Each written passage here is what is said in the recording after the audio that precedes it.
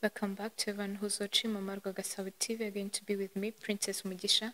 And let's start with the news headlines. Yesterday, at the World Bank Group meetings, Minister Yusufu Murangwa and the Rwanda delegation joined African finance ministers and the central bank governors in a session with IMF Managing Director Christine Giovanna. On the international scene, 14 West African deported from the United States to Ghana and amid the Go challenge.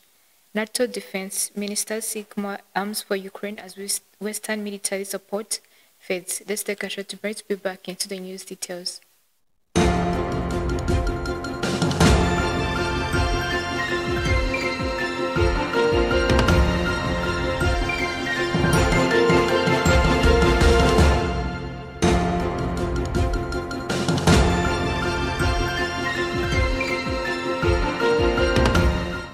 Welcome back into the news details, and let's start on news in Rwanda, where yesterday Minister Olivier Nduhungirehe received copies of letter of credence from His Excellency Mohamed Kali, ambassador designated of the Kingdom of Saudi Arabia to Rwanda with residence in Kampala. Also yesterday, Minister of State James Kawery received His Excellency Aurelia Loyito, ambassador of France to Rwanda, for what is called the discussion focused on continued strengthening of bilateral cooperation between Rwanda and France. And turning to our next story, yesterday, at the World Bank Group meeting, Minister Yusufu Murangwa and the Rwanda delegation joined African finance ministers and the central bank governors in a session with the IMF Managing Director. In his remarks, the minister highlighted Rwanda's key economic priorities and how the IMF can further support African-led development agenda.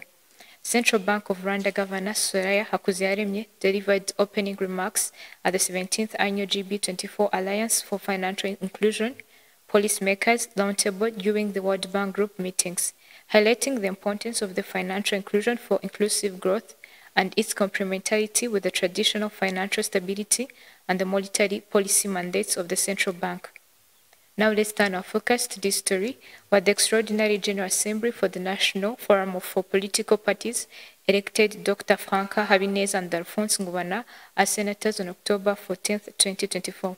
Once confirmed by the Supreme Court, Dr. Habineza and Ngubana will replace Senior Alexis Mugisha and Mukamurangwa, whose terms will end on October 2022-2025.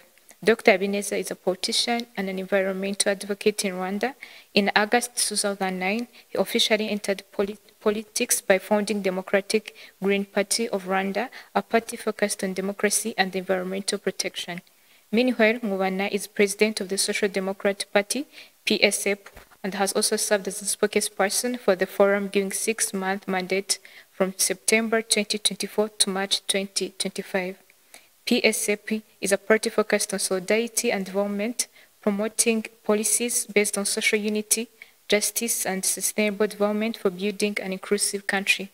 In both 2017 and 2024, PSAP allied with other parties to support President Paul Kagame of the Rwanda Patriotic Front in his presidential campaign. Let's take a short break to be back into the international news. Bakiriya bacu, turabamenyesha ko Danobe Home yabaye Smart Home. Ni impinduka zigamije kongera ibicuruzwa byiza kandi biramba, by'umwihariko ku biciro bibanogeye n'uburyo bwo kwishyura buboroheye.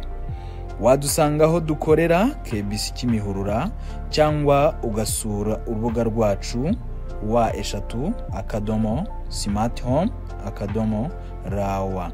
Wanaduhamagara cyangwa se ukatwandikira ku murongo wa telefone ukurikira 07 88 90 50 90.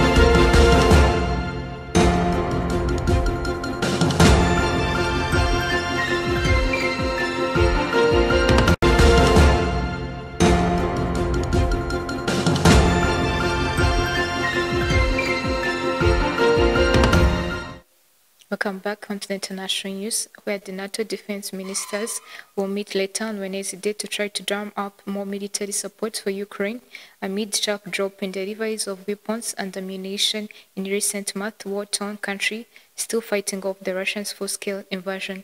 Sandra Tumukund proceeds. Starting our international news, let's begin on Africa. A group of 14 people has become latest West Africans deported from the US to Ghana under the accord between the countries, said a lawyer whose group filed a lawsuit Tuesday seeking to block the arrangement. Oliver Bakali Vormao, who represents migrants, said the latest group of 14 West African nationals arrived on Monday to bring the overall total to 42 deports accepted by Ghanaian government. His group, Democracy Hub, filed a lawsuit Tuesday against Ghana's government, aligning that the agreement with Washington is unconstitutional because the Ghana parliament did not approve it, and that it may violate convention that forbids sending people to countries where they could face persecution. Government spokesman Felix Kwake Ofosu said the Attorney General would defend the arrangement in court, but otherwise declined to comment. The administration of US President Donald Trump has been cracking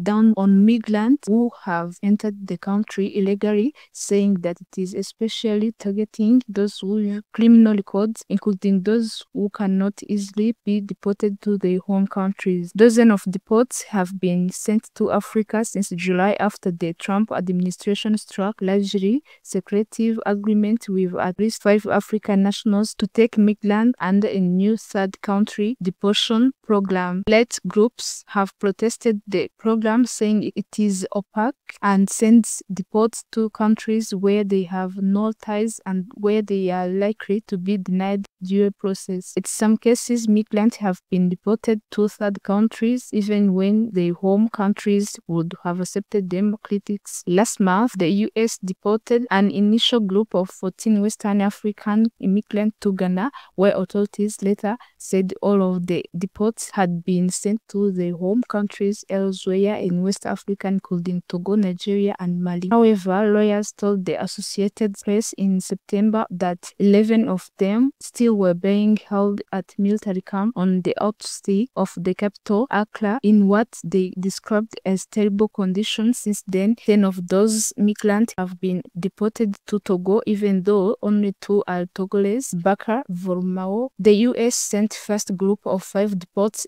to Eswatini in July, saying they had been convicted of serious criminals, including murder and child rape. Since then, the US has been also deported other migrants to South Sudan, Rwanda, and Ghana. It also has an agreement with Uganda, though no deportations there have been announced. 6 deports are still detained in an unspecified facility in South Sudan, while Rwanda hasn't said where it is holding 7 deports.